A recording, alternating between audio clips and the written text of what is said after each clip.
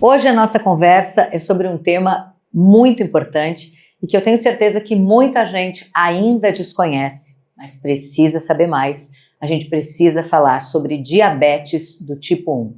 Você sabe a diferença? Diabetes tipo 1, tipo 2? Sabe o que exatamente significa? Quando a gente fala de diabetes tipo 1, a gente está falando de um cuidado integral, praticamente o tempo todo. A gente fala também sobre informação, a gente fala sobre acesso, sobre rede de apoio. A gente precisa falar de DM1 e eu tenho a alegria de poder, como parlamentar, hoje inclusive, estar acompanhando um pouco mais e aprendendo com mães, com um grupo que é muito efetivo quando esse é o assunto. Então a gente está aqui hoje para falar de DM1, para falar sobre qualidade de vida, para falar sobre saúde, sobre desafios, sobre rotina. E eu estou recebendo duas amigas que eu gosto muito e que têm me ensinado muito nos últimos tempos. Cristiane Taufer, Juliana Ponte, que alegria ter vocês aqui, são mães de crianças, adolescente, pré-adolescente com DM1 e a Ju também DM1. Então eu queria que a gente falasse um pouquinho, e eu queria primeiro agradecer a presença de vocês, porque eu tenho dito para quem me conhece que esse é um tema que inclusive para mim tem sido muito novo e que cada vez que a gente convive, que a gente conversa sobre ele, eu tenho aprendido muito e tenho conseguido de alguma maneira ir refletindo e levando para outras pessoas também esse assunto. E eu queria começar contigo, Cris, perguntando qual é a maior confusão ainda quando a gente fala de DM1? É a confusão entre DM1 e o diabetes tipo 2, que obviamente é muito mais comum? Olha, na verdade, assim, o que eu acho, né, nesse momento? Eu tô com a minha filha que abriu o diagnóstico há 4 anos, então já são 4 anos namorando essa realidade. E o que eu mais sinto, assim, eu acho que assim, entre ser diabetes tipo 1, ser diabetes tipo 2, já foi, sabe? Mas eu acho que é um preconceito das pessoas, num geral, que é definir razões, né? Então, é diabetes, ela comeu doce, né? Independente se é 1 ou 2. Ela é mais gordinha, foi isso, né, que causou. Então, essas questões de ficar corrigindo preconceitos, ideias que são completamente errôneas, eu acho que é o que mais desgasta. E desgasta as crianças também, sabe? Essa definição de algo que, se tu não sabe, pergunta, né, tira dúvida, mas o que é? Mas não já criar preconceitos, porque tu começa a sentir aqueles olhares. Ou olhares da criança se injetando, né? Então, tu vai em restaurante. Bom, é assim, tu sente uma pressão, né? As pessoas vendo aquela caneta, o que está acontecendo ali com essa família, né? Então, essa pressão indireta, eu acho que é o que mais tensiona no ambiente, né? E é uma das principais razões que a gente luta para que o conhecimento reverta esse olhar sobre a condição. Do preconceito. Agora, vamos voltar um pouquinho para quem está nos acompanhando e não tinha ouvido muito falar sobre isso, quer entender um pouco melhor? Vamos lá, então. Eu vou ser essa que vai perguntar. Explica para nós. DM1, já terminou falando, é uma condição. É uma condição autoimune, como várias doenças autoimunes, né? Então, ela surge do nada devido a um gatilho.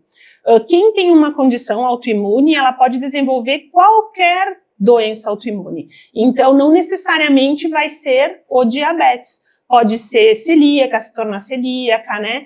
Aquelas de pele, problemas de pele, enfim. E é um gatilho que surge. Ninguém sabe que gatilho que causa isso. Existem teorias, porque é até uma coincidência que a diretoria aqui do Gotas, quase todas as crianças abriram no mesmo ano, que foi logo após a pandemia, assim, finalzinho da pandemia. Então, existem estudos que pode ser devido ao Covid, por ser um vírus muito forte, ele causa um gatilho e daí vai desenvolvendo e se torna um diabetes. Pode ser uma questão genética, mas é uma parcela muito pequena, depois a Júlia pode explicar melhor. Pode ser um emocional, tu sofre tem o filho daquela cantora Marília Mendonça. Marília Mendonça, que dizem que foi um gatilho de uma perda muito drástica, mas essa criança já tinha uma predisposição, sendo que essa predisposição também, ela pode nunca abrir na tua vida. Tu pode ter uma predisposição e nunca abrir diagnóstico. Tu pode vir a abrir, que são casos bem pequenos, mas já adulto, Tem vários, tem alguns influenciadores que abriram mais, a Julie também abriu um pouco mais velha, porque antigamente dizia que era uma condição de criança, que depois ali da adolescência, se tu não nunca surgiria teve, mais. nunca mais. Já caiu por terra essa teoria. Mas, no geral, é isso. Tu tem uma predisposição para uma questão autoimune e alguma coisa dispara um gatilho no teu corpo e surge esse diagnóstico. Agora, Julie, tu és DM1, o Pedro, aquele fofo do teu filho, também tem DM1. E aí eu queria que tu explicasse um pouquinho então, porque a Cris falou há pouco sobre a questão da insulina. Quando a gente fala do diabetes de maneira geral, a gente vai pensar no diabetes tipo 2, vai saber que em algum momento de tratamento pode precisar de aplicação de insulina. Para o DM1 é completamente diferente, ela é necessário. Essencial. Essencial, isso aí. Para o diabético tipo 1, né, é uma questão quase obrigatória para a gente se manter vivo a aplicação da insulina. E nós tomamos 2 tipos de insulina, que é a insulina basal, né, que é aquela que tem uma ação prolongada, e também a insulina de ação rápida, que essa a gente toma quando a glicemia ela tá um pouco elevada ou então na correção de tudo que a gente for comer. Então assim, a gente faz várias aplicações de insulina, não é uma aplicação só no dia, né? E para o diabético tipo 1, então, a aplicação de insulina ela é necessária diariamente por uma questão de manter a gente vivo.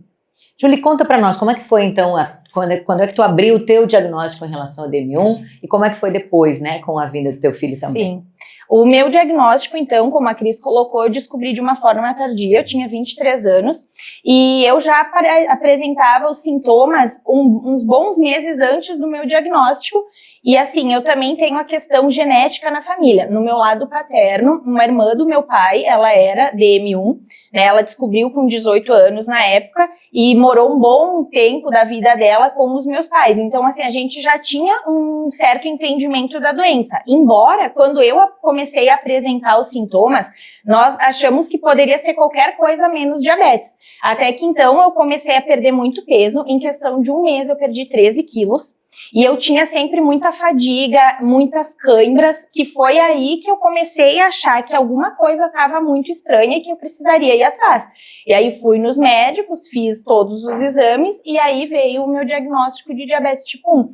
E aí quando eu engravidei do Pedro, o meu maior medo, eu costumo falar que assim, a minha gestação inteira eu fiquei com esse medo na minha cabeça, né? Será que o Pedro vai desenvolver? Será? E aí até por vezes eu não conseguia nem aproveitar direito a minha gestação de tanto que isso me perturbava. E aí o meu gineco na época dizia, não, ele não vai desenvolver, enfim, não sei se de uma forma talvez de me tranquilizar, proteger, né, de me proteger daquilo. E aí o Pedro nasceu uma criança extremamente saudável, mas ele já nasceu uma criança gigante, ele nasceu com 4,540 kg. Uau! Uma criança nesse peso é muito característico de uma mãe que é DM1, né? E aí, enfim, nasceu super bem e com 2 anos e 6 meses ele abriu o diagnóstico. Só que no caso do Pedro, por eu já ter todo o entendimento dos sintomas, eu comecei a perceber numa quinta-feira que ele começou a urinar muito. E aí, na época, ele ia na escolinha e eu perguntei pra prof, eu disse, prof, tu notou que tem alguma coisa diferente, né, na rotina do Pedro? E ela me falou, ela disse, eu tô percebendo que ele tá tomando muito mais água do que o normal e ele tá fazendo muito xixi. E aí já me acendeu um gatilho, assim, né, eu já fiquei em alerta. E aí isso era numa quinta, daí eu fiquei observando, sexta, no sábado. Na madrugada do sábado, ele ainda usava a fralda. E aí eu me lembro que naquela madrugada, assim, eu tive que trocar ele 6 vezes. Mas assim, não era aquela fralda que era pouco xixi. O gel da fralda, ele chegava a estufar de tanto xixi que tinha na fralda. E ali, pra mim, quase que foi a sentença ali, né? Eu disse, eu acho que ele tá diabético. Só que, pra mim aceitar isso como mãe, né, foi muito difícil. E aí eu mandei mensagem para a PED dele, ela solicitou que a gente fizesse os exames e também veio o diagnóstico dele. No nosso caso, né, graças a Deus, como eu identifiquei os sintomas muito precoce, ele não entrou em nenhum quadro severo do diabetes, por exemplo, uma cetoacidose. Então, ele não ficou internado, ele não foi para UTI. No caso da Cris, né, a Gil passou um tempo, foi bem mais complicado também esse diagnóstico, né, porque eu acho que o diabetes, quando a gente recebe esse diagnóstico, ele é muito complexo, né. Para mim, ele foi um choque, porque eu tava revivendo tudo o que eu passei no meu diagnóstico, mas agora com a minha ótica de mãe, né? Porque, além de tudo, eu sabia que é uma doença extremamente perigosa se a gente não cuida, né? E é muito complexa. E que exige muito cuidado o tempo todo, né? O tempo inteiro. Aí o teu e o do Pedro também. Exatamente. Só que daí, eu já sabia lidar com aquilo, né? E aí, muitas vezes, até eu comento com as gurias, assim, eu digo... Eu acho que para uma família que descobre o diagnóstico de um filho e onde não tem conhecimento nenhum sobre isso, eu acho que é muito pior, sabe? Porque daí a vida da gente muda do momento em que a gente recebe o diagnóstico, ela já muda completamente. Começa pela rotina alimentar, pela questão das aplicações de insulina, que no caso do Pedro, falando em específico, eu acho que ele já estava tão acostumado nessa rotina de me ver aplicando insulina, que eu falo que ele é extremamente iluminado, porque assim, foi difícil, mas a primeira semana, né, que era novo pra ele, imagina, ele tinha 2 anos e meio na época, e aí, do nada, tinha que pegar, fazer insulina, então às vezes ele não queria, ele chorava, a gente tinha que botar ele assim no meio das pernas pra ele se acalmar e fazer devagarinho, mas foi um processo curto da adaptação dele, né? Então, eu acredito que para uma família até que nunca vivenciou isso ou que não conhece, é muito pior, né? Muito mais complexo, não tenho dúvida. Quantos anos o Pedro tem hoje? Hoje ele tem 6. E conta pra nós, então, no caso da tua menina foi diferente já, né? O da Júlia foi bem diferente, porque eu não temos histórico familiar em casa e eu estava gestante da minha caçula de 7 meses. Então, me lembra assim que a gente ia organizar o aniversário da Júlia, que é em outubro, e o meu sobrinho também é em outubro, ele mora em Florianópolis. E a gente organizou de ir para Floripa. E nas semanas que antecederam, a Júlia, eu começava a buscar, ela queria água, bastante sede, mas eu dizia assim, que estranho, eu senti ela um pouquinho mais magra, mas eu disse, deve ser coisa de idade crescendo e tal. Ignorei total, porque também a gente estava numa condição de ir para um aniversário, eu grávida e tal. Chegamos na viagem, a gente ficou acho que umas 2 semanas e começou a piorar muito o quadro. E daí imagina que no meio disso, aniversário, com muito doce, muita comida. E ela sede absurda, assim. Eu me lembro que eu até olhei no Google. Eu falei assim, deixa eu dar uma olhadinha. Daí dizia, pode ser diabetes. E eu disse assim, que loucura, isso aí, mãe louca, porque não tem histórico. Daí eu já tinha aquela preconceito que era genético. Não, isso aí é viagem, não. Voltamos, por sorte, a gente voltou no domingo e na segunda eu tinha a pediatra de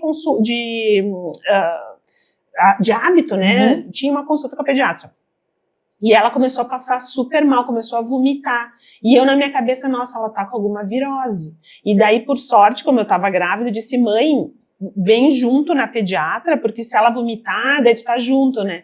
Chegamos na pediatra, ela não precisou, ela só olhou a Júlia, ela falou que ela sente, eu não me lembro de sentir, mas o hálito com cheiro de acetona. E daí ela já me disse, Cris, eu acho que tu vai ter que ir pro plantão, que ela não tá bem, mas não falou nada de diabetes até então. Vão direto lá que eu já tô ligando, eles já vão atender a Júlia. Chegamos lá, daí minha mãe foi junto, e nisso, foi uma correria assim no plantão, nesse sentido eles foram bem legais.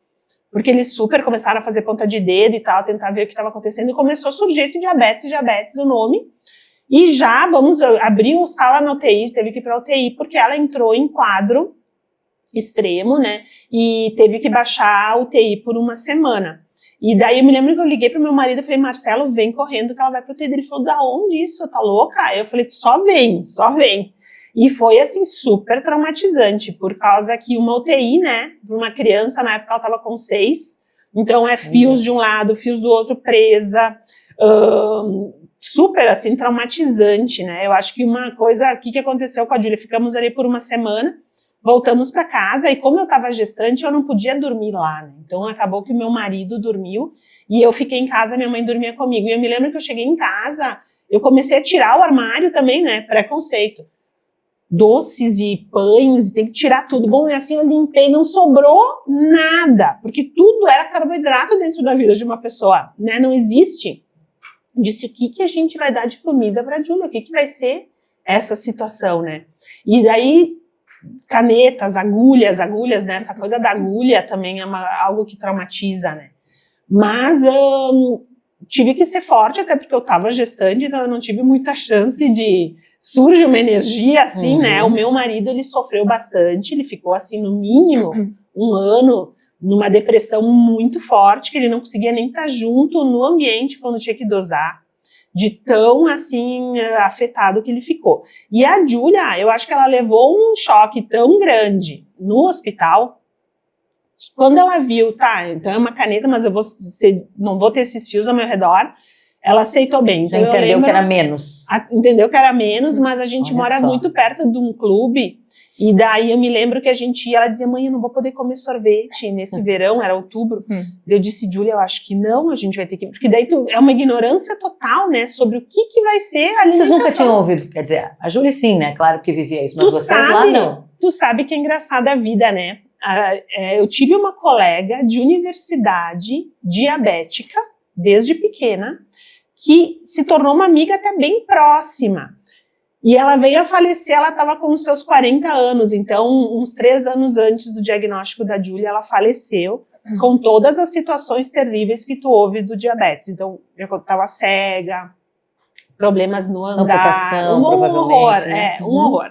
E eu agora tento me lembrar, depois que abriu o diagnóstico, eu tento me lembrar, eu não consigo me lembrar dela quase se dosando, ou de eu olhar o que ela estava comendo, eu não me lembro disso aí. Porque o que eu noto do diabetes, que eu acho que é uma das grandes razões também que a gente tem que lutar, porque é uma condição silenciosa. Se tu quiser esconder, tu esconde. Hoje em dia, até uma coisa que eu acho que fortaleceu a condição é os sensores, que agora muita gente usa, porque de certa forma tu tá na rua, tu vê tem alguém igual a mim ali, tem alguém porque tu vê o sensor. E antigamente não. Ninguém sabia de nada, se tu quisesse esconder, escondia, e tu ficava meio que tendo vergonha daquela situação, porque tu não tinha contato e ninguém falava sobre, né? Então eu acho que isso era o pior. E daí eu vivi esse fim dramático de uma amiga. Então na minha cabeça, ainda por cima, eu estava com a filha com diabetes e eu lembrava da minha amiga. E daí eu dizia, meu Deus, ela não vai conseguir viver muitos anos, ela vai passar, vai ser um horror isso aqui. Então essa adaptação foi muito forte. E eu me lembro que quando a gente saiu do diagnóstico, então seguimos com um médico e ele ainda sugeria ponta de dedo, não falou nada do sensor e tal. A gente nem sabia muito disso, daí a gente começou a estudar tecnologias e tal, e teve um outro médico que foi muito legal, porque a gente foi numa consulta e ele disse assim, ela vai começar a usar esse sensor. E daí a gente disse, mas a gente... Dele, não, pai, tu vai na farmácia tal, agora tu compra que eu vou aqui, já vou colocar agora nela. E foi uma mudança de chave, porque daí tu começou a entender o que acontecia no dia inteiro dela. Porque senão tu comia, tu dosava ali para tu fazer a ponta de dedo, por exemplo, antes do café da manhã, tava X. Daí tu tinha uma ideia que ela ia comer aquilo, tu dosava. E tu só via ao meio-dia quando ela fosse almoçar. Vocês estão entendendo isso, gente? Para quem não está tão acostumado, né? volta para a gente entender. Ponta de dedo, a gente está falando do examezinho aquele mesmo, para poder ver o teu índice de glicemia no sangue. Agora, isso tem... Imagina, para uma criança, quantas vezes será o dia? Teria que fazer isso para poder ir controlando? Tem que, né? Porque muitos ainda fazem, né? Isso várias vezes ao dia. O sistema, ele coloca como padrão de 6 a 7, acho que é, né? Por dia. Mas a gente já sabe que 6 a 7 só define as refeições que tu come, né? Sim. Não o que acontece no meio. Então, porque de uma forma bem didática, assim, né? Falando, vocês me corrijam, né? Porque as entendidas mesmo são vocês. Mas assim, de uma forma muito didática, para quem está nos acompanhando, precisa fazer, porque vai precisar ficar controlando esse índice, né? Até mesmo para fazer a aplicação de insulina correta, né? Isso aí, porque tu precisa fazer um equilíbrio. Isso, é assim que chama. A gente faz um cálculo, né, de acordo com o que sai no HGT, que daí é a ponta de dedo, o sangue que sai ali. Então, isso é particular de cada pessoa, ela tem um índice ali que faz esse cálculo, né, e aí, para aplicar corretamente a dose de insulina, para que tu não, de uma hiper que tu está, que hiper é quando ela está muito alta, para não cair numa hipo, rebote muito baixa, tu também tem que ter essa dosagem aplicada na unidade, ali na quantidade correta. Porque senão ela vai baixar muito e daí também tu entra numa hipoglicemia severa, que também daí é um quadro bem complicado do diabetes. Gravíssimo um também. Risco bem grave. E aí a gente volta para entender então o que a Cris estava falando, que existem tecnologias, como o caso que ela fala aqui do sensor, que eles te mostram o dia inteiro. Então, por exemplo, assim, eu acordei, a média de uma pessoa saudável seria de 80, vamos colocar ali 80 a 100, seria um índice aceito assim para uma pessoa saudável. Diabéticos já é aceito até uns 150, 160. Né? De 80 a 180 é tolerável para quem é diabético. Então daí também a gente já faz um aspas que se é tolerável, mas tu pode virar diabético tipo 2 se tu tem ela alta, fecha aspas, né? Fica na interrogação. Mas, então vamos supor que a minha filha acordou com 120, ela vai comer uma torrada de manhã. Eu tenho que saber quanto que é isso aí. Daí eu vou imaginar que vai ser X. Existe todo um mundo que é contagem de carboidrato, que acho que bem mais complexo ali, mas, por exemplo, atrás de qualquer embalagem tem ali, né, que nunca a gente olha para essas coisas, tem valor ou não de olhava, caloria, né, não olhava, né, calorias, carboidratos é um item e açúcares é outro. Então, esses itens, carboidratos e açúcares, são essenciais para a gente entender quanto de açúcar vai entrar no nosso corpo com aquela comida. Só que muitas vezes isso aí dá certo, muitas vezes dá errado. Não é um cálculo assim 100%, né, regrinha de 3 assim 100%. Então, às vezes tu faz e se tu só fizer a ponta de dedo na hora que ela come, tu vai fazer X. Tu pode ter acertado, tu pode ter dosado menos e esse número vai subir, ou tu pode ter dosado mais e esse número vai cair. Se tu só for olhar ao meio-dia, ela pode ter duas situações. Uma, passar mal porque caiu e chegar a desmaiar, né, e passar super mal. Ou super alto também tem condições. Ela pode ficar tonta, com a visão turva, porque está muito alto. Usando o sensor, tu consegue ver, depois de uma hora, aquilo lá subiu, tu já vem com um valor que o médico define e dá um pouquinho mais de insulina, que vai fazer baixar, né? Ou, começou a cair, tu dá mais uma comidinha, mais uma fruta, mais um suquinho, para subir e evitar que a queda aconteça. O mais legal do sensor, eu acho que é importante a gente falar, né? Eu, inclusive, usei a convite, né? Do Instituto Gotas de Vida, enfim, para a gente testar e entender e poder falar com as pessoas sobre isso. Para quem não entendeu muito, é o sensor, fica aqui, né? Eu tenho ele aqui, ó. Tá aqui. Um botãozinho que a gente chama assim, né? Para colocar não tem dor nenhuma, né? Uma micro agulha, enfim. Mas é um monitoramento no celular o tempo inteiro. É tempo real esse teu acompanhamento, o que é essencial, porque tira, né? Que eu me lembro que lá que quando a gente conversou pela primeira vez, isso já faz alguns anos, né? Era imaginar nisso, as nossas crianças, inclusive, muito pequenininhos, tendo que furar o dedo um tempão. Então, hoje, a possibilidade de ter o sensor, que foi uma conquista do Instituto Gotas de Vida, que foi criado, que ainda não era, agora já é um Instituto Gotas de Vida, mas que foi criado por famílias de crianças, né? Com DM1 e toda essa mobilização, com emenda parlamentar, veio recurso. Hoje as crianças em Caxias têm essa possibilidade de, entrando no sistema público de saúde, de ter o sensor.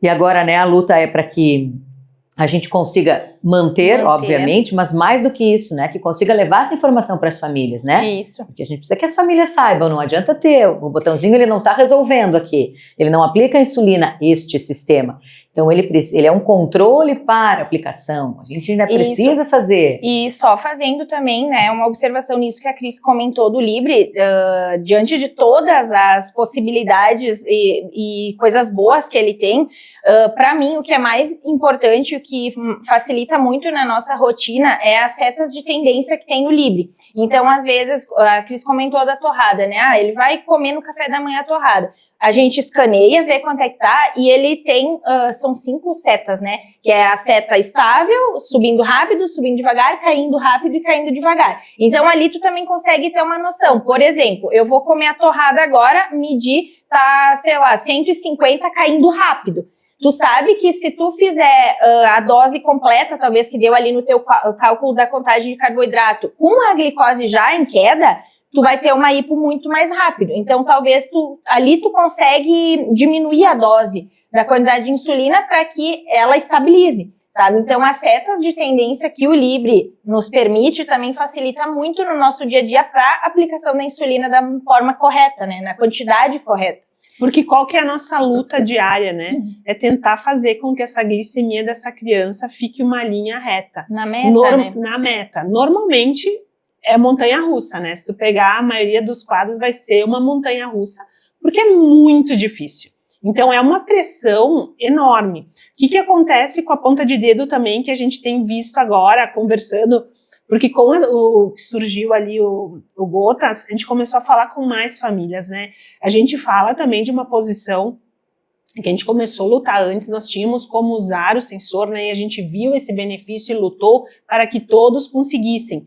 Muita gente ainda não usa, tem famílias que acham que não é para mim, para o meu filho, por exemplo. Então, a questão de educar e explicar o porquê isso é importante é essencial, mas uma coisa que acontece muito, como tem essa picada e ela começa a machucar e ela é irritante, chega uma hora que tem muitas crianças que quando viram adolescentes, eles não se ficam mais. Não eles querem comem saber. na loucura, não sabem o que está acontecendo com eles e são hospitalizados com casos extremos várias vezes na vida. Então a situação da Júlia, que uma vez só ela entrou, né, num caso de UTI, tem crianças que 2, 3 vezes estão indo para o hospital. Sim, e vai ter consequências outras, muitas além disso. Porque eles dizem, mãe, eu conferi, mas ele não conferiu, porque isso é uma coisa desagradável, né? Mas mais do que desagradável é essa questão de tu não conseguir saber e nunca conseguir corrigir essa estabilidade, que também é um fato importante, e até porque nós como grupo a gente definiu que são as crianças a importância nesse momento, por causa que ainda elas têm muitos problemas, questões hormonais de crescimento. A variabilidade glicêmica, ela oscila muito, né, por várias questões, né, hormonais, enfim, então, por isso que o nosso público principal é o público mais vulnerável nesse momento, porque afinal, o adulto, ele consegue ter uma noção um pouco maior de como se cuidar. Né, a questão de sentir, eu tô me sentindo mal, vou lá, olho, né. Claro que o ideal seria para todos, né? E quando a gente fala para todos, a gente está falando de um sensor que em muitos países da Europa, fora, isso aí já eles nem quase usam mais, já é bomba de insulina. Que a bomba evolui do sensor, né? As pessoas vão pensar, mas o sensor tu já consegue ver. Só que daí a tua cabeça fica 24 horas pensando em como corrigir a glicemia. Com uma bomba, a bomba tem o seu próprio cérebro e ela vai fazendo as doses e ela consegue fazer doses micro, que a caneta, quando a nossa caneta, ela é de 1 em 1, no máximo de 5 em 5. Ali é micros, então ele vai vendo, olha, ela escreveu aqui que ela comeu uma pizza. Então ele já vai saber mais tarde, vai ter o queijo, porque daí tem toda uma outra questão de gorduras que afeta. Então lá eu sei que eu vou ter que dosar mais, então agora eu vou dosar menos. E nós, tipo, a gente tem que dosar a dosagem total, e daí às vezes cai, e tu sabe que aquilo lá vai subir daqui a pouco, e tu vai ter que corrigir comendo alguma coisa a mais, porque caiu antes da hora. Então é bem complexo, e assim é uma pressão psicológica e emocional, no nosso caso de crianças, nos pais, enorme, porque a gente vira um robô tentando calcular. Nossa, e é o toda tempo hora. inteiro, e eu preciso compartilhar isso com vocês, porque como eu falei, a gente veio aprendendo, veio entendendo, se sensibilizou, obviamente, não tem como não, né, que a gente acompanhe e veja esse movimento de vocês. E aí nós criamos na Câmara de Vereadores em Caxias do Sul uma frente parlamentar em defesa dos direitos das pessoas com DM1, e justamente com essa, que é algo que eu acredito, defendo e falo o tempo inteiro, a gente precisa levar informação. Exatamente. Não tem como a gente querer que a sociedade compreenda, que entenda uma situação dessas, se a gente não espalhar essa notícia, se a gente não for contando para as pessoas que tipo de informação tem que ter, como é que é o acolhimento, como é que é o atendimento, se eu vejo isso, como é que eu tenho que reagir, como é que eu posso ajudar, sei lá, qualquer coisa nesse sentido. Então a frente parlamentar veio também muito nesse sentido, né? E eu fico imaginando, gurias, do início desse movimento de vocês, porque nós estamos falando sobre informação, sobre uma forma de rede de apoio que vocês formaram, de compartilhamento de informações, de quando para cá isso existe e o que isso tem feito diferença para vocês em toda a mobilização, assim. Quer começar? Não, pode falar. Eu, na verdade, o que eu sinto, né? O fortalecimento da autoestima dessas crianças. Eu acho que isso é uma das partes mais importantes Claro que as nossas lutas, né, óbvio, a gente conseguir conquistar, conseguir ser ouvido, né, isso aí nós adultos estamos lutando, mas as crianças indiretamente elas percebem e elas se fortalecem junto com a gente, de forma indireta, né.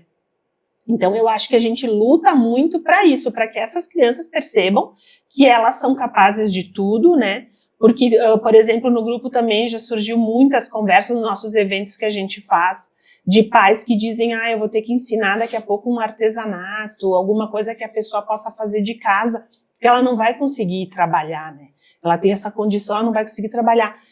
E daí a gente diz, não, mas imagina, tu pode ser o que tu quer. Daí tem exemplos de pessoas super famosas que são DM1, vamos usar essas inspirações, mas como é difícil dentro de uma sociedade, né? E o que eu percebo?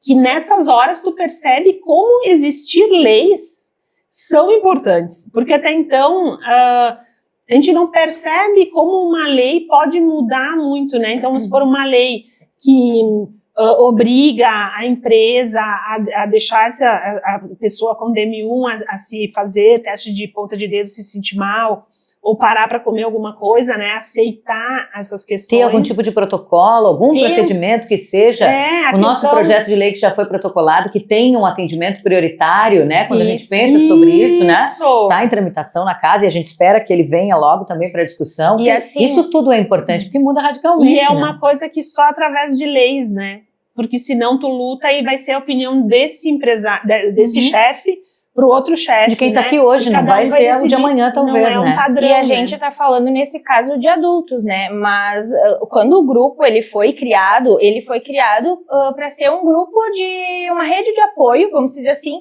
para pais e familiares, enfim, responsáveis de crianças e adolescentes que passavam por isso. E aí, a partir da criação do grupo, a gente foi à luta do Libre, que foi a nossa super conquista, mas ao longo desses anos e depois dessa conquista, o que a gente percebe? Que a gente conseguiu o Libre, ótimo, mas que tem muita coisa ainda a ser conquistada, né? E pegando esse gancho que a Cris falou, muito dos adultos, mas um problema que a gente enfrenta muito e que a gente até já conversou várias vezes é a questão das crianças nas escolas. Que é onde elas passam boa parte do seu dia. Boa parte do seu dia, onde ali elas estão muitas das vezes desamparadas, né? Porque, assim, chega quase que todo dia relatos no nosso grupo de famílias desesperadas porque não tá tendo um apoio na escola, né? Aí tu imagina como que, primeiro, a criança vai estar segura, como que a criança vai se permitir a ser criança se ela não tem o olhar do básico, né? Que é o mínimo do cuidado, que às vezes é uma professora, não que a gente quer colocar a responsabilidade, mas, assim, é o olhar atencioso, porque é como eu costumo falar, para as famílias que não vivem isso, leva a criança 1h30 na escola, busca 5h30 e deu, vai só buscar. Para nós, não. Enquanto mãe, pai, familiar, cuidador, a gente deixa a criança na escola e é o tempo inteiro no celular. Hoje, inclusive, eu estava comentando que o Pedro está no passeio da escola.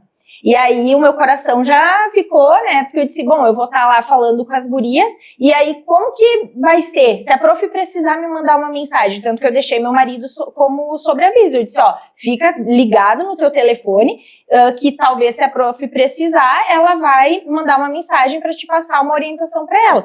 Graças a Deus eu tenho esse acolhimento e eu tive esse entendimento na escola onde o Pedro frequenta. Mas, como eu falei, no nosso grupo chegam relatos todos os dias com uma realidade muito dura, uma realidade triste, de escolas que negligenciam demais o diabetes. E tem situações falta de informação e talvez até um descaso em buscar a informação. Exatamente. Né? Porque as coisas estão acontecendo, tu percebe que tá ali, tem que buscar esse entendimento também. Né? E eu noto que daí também essa questão de ter leis é importante no sentido que tu ali, trabalha, tu tem tal responsabilidade. Se não te impõe outra responsabilidade, é difícil tu abraçar, até porque como o diabetes ele envolve insulina, envolve às vezes um furinho com sangue, é algo que assusta. Então é difícil também, eu até entendo, a pessoa abraçar uma responsabilidade dessas, né, para si, porque pode dar algum problema, né, então tem que educar essa rede, né. Uma coisa interessante, por exemplo, que aconteceu já em alguns casos há um tempo atrás, mas eu acho que ainda acontece, a criança tem hora do lanche, né? Lanche em escola pública é no refeitório. cada um é uma colherada sem saber quanto que pesa cada coisa e nem quanto carboidrato tem. As crianças com diabetes comiam sem saber, ninguém dizia quanto que tinha de carboidrato para dosar aquilo ali. Ou a mãe dizia assim, então eu vou levar meu lanche. Então tu não pode entrar no refeitório, porque o refeitório é uma área fechada, tu não pode, tem que comer sozinho no corredor ou na sala algo que tipo tu exclui completamente essa criança. É só uma sensibilidade, deixa ela entrar como lanche ou prepara um lanche. Todas as escolas têm nutricionista. Oportunidade, né? Eu fui professora, que linda oportunidade de poder falar sobre isso. Pois ou uma nutricionista poder preparar um prato contando quantos carboidratos que tem e dizer, mãe, isso aqui, X carboidrato, decide a tua dosagem, né? Ela vai comer isso. Algo que não seria, nem estamos falando de aplicar uma insulina, né? É uma sensibilidade num outro olhar. Que me lembra uma questão bem interessante, que ano passado a gente fez uma exposição fotográfica, contando um pouquinho, quase uma via sacra, de o que é o DM1, e teve uma prof que era diabética que levou os seus alunos já de 2º grau para ver a exposição, porque ela era diabética, ela achou importante eles entenderem e aprenderem. E um dos alunos chegou para ela no final da exposição e disse, prof, eu sou diabético. Essa exposição ela foi em novembro. E ele passou o ano inteiro com a prof, e a prof nunca viu e ele nunca falou. Então eu digo assim, ele escondeu uma situação que é parte dele. Né? Que nem tu tem uma cicatriz, não tem, tu vai tapar a cicatriz, tu tem que mostrar, né? Ter coragem, explicar, e daí em contrapartida... É o ser tratado diferente que talvez seja um medo, né? E tu sabe uma coisa interessante que eu achei que aconteceu? Teve um feriado agora e a gente foi pro Beto Carreiro. O Beto Carreiro, ele tem uma norma que é igual da Disney. Diabéticos têm direito a um passe preferencial. Então tu passa, não precisa esperar na fila, tu vai na catraca dos preferenciais. E daí a gente foi, a minha filha foi lá, pegou o passe. E daí meu marido estava comentando, olha que interessante, né? Ninguém falou nada, mas ela se sentiu tão orgulhosa de ser diabética por ganhar esse passe. Alguma vantagem eu tenho, né? Ela ficou nessa sensação. Algo tão simples que trouxe uma alegria nela, um empoderamento para ela. Me enxergam, né? Me enxergam. E eu acho que esse é o grande problema, né, Gurias? Essa questão de uma invisibilidade de um assunto. Isso. E que não pode ser invisível, né? Porque ele precisa dessa percepção e desse cuidado de todo mundo por perto, né? E é que nem eu costumo falar, o diabetes, quando a gente recebe esse diagnóstico, ele é um diagnóstico familiar. Porque toda a família precisa se inserir nisso, né? Porque não adianta eu ter um cuidado extremo com meu filho na minha casa, mas ele ir na casa dos avós e os avós não entender ou não saber como lidar naquela situação. Então eu acho que ali também é uma oportunidade das pessoas se inserirem e aprenderem, né? E é como eu falo, a gente precisa levantar essa bandeira e precisa falar, porque se não é contigo, talvez vai ser com um amigo ou com alguém próximo. Então a gente não sabe o dia de amanhã. E talvez tu tendo assim o mínimo da informação, tu já vai ajudar aquela família, né? E quando eu conheci o grupo, o Gotas de Vida, por mais que eu tivesse já o diagnóstico há uns bons anos, eu nunca tinha conhecido um grupo onde eu pudesse falar de igual para igual com pessoas que estavam sentindo o mesmo que eu sentia. E aí eu me lembro que nos primeiros encontros que eu fiz com as gurias, eu saía de lá assim com um sorriso de orelha a orelha, porque eu me sentia tão pertencente àquilo, que finalmente eu disse assim, nossa, pra mim e pro meu filho, a gente tá falando com pessoas que assim, eu tô com uma hipo, gente.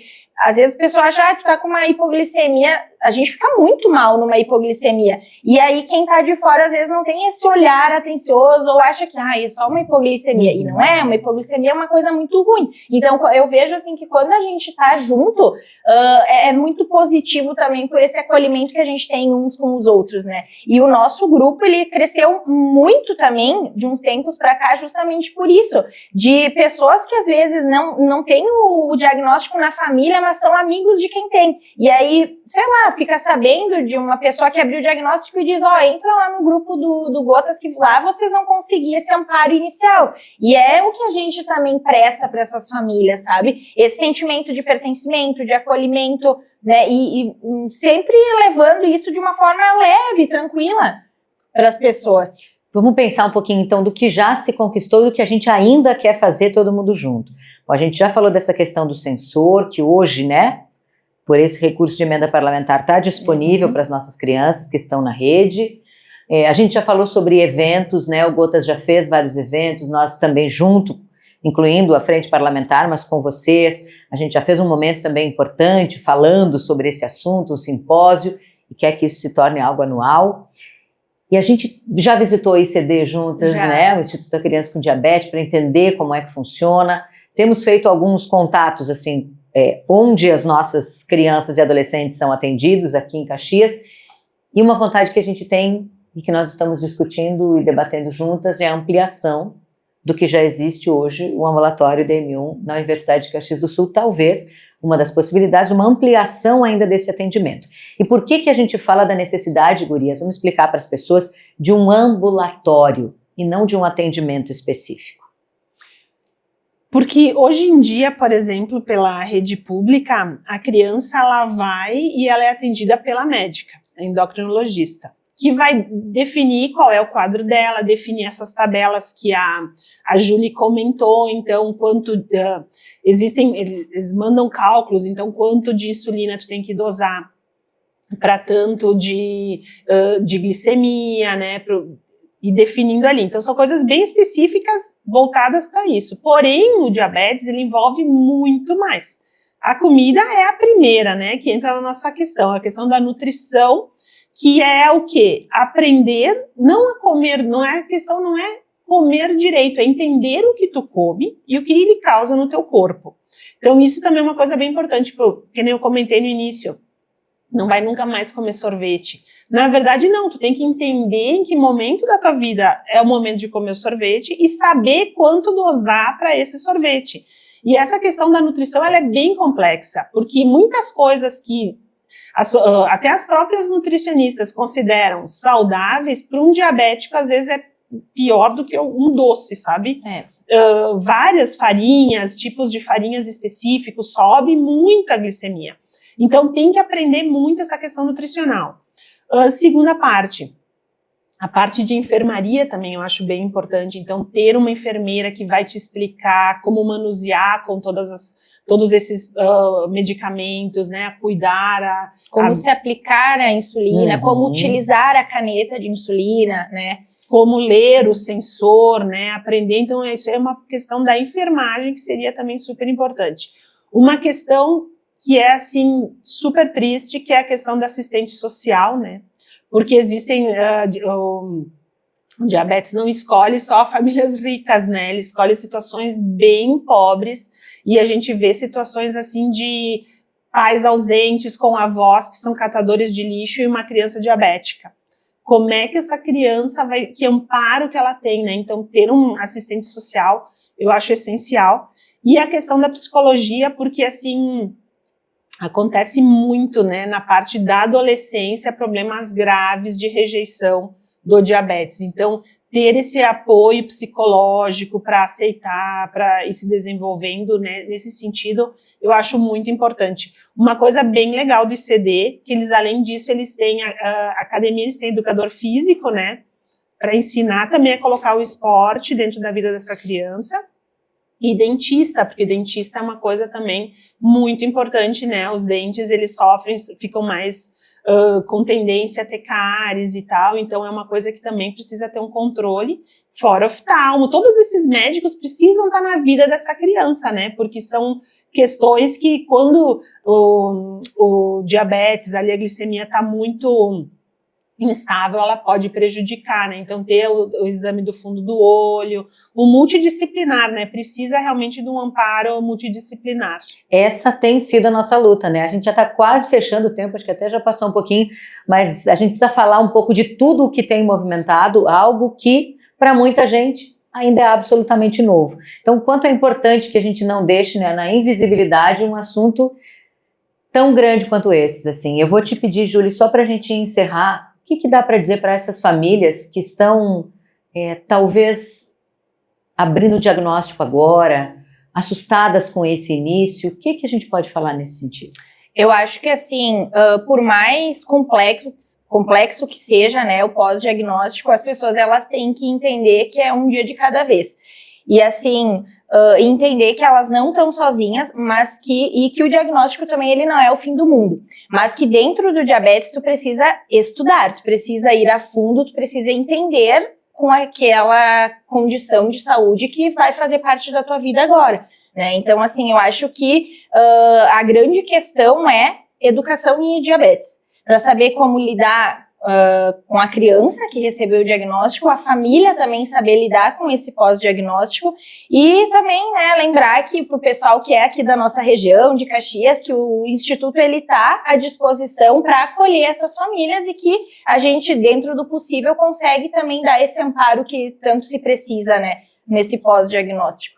Um trabalho incrível, lindo, voluntário, de quem vive, de quem sente na pele, de quem acompanha e que está de braços abertos, assim, para dar a mão para quem precisa desse apoio.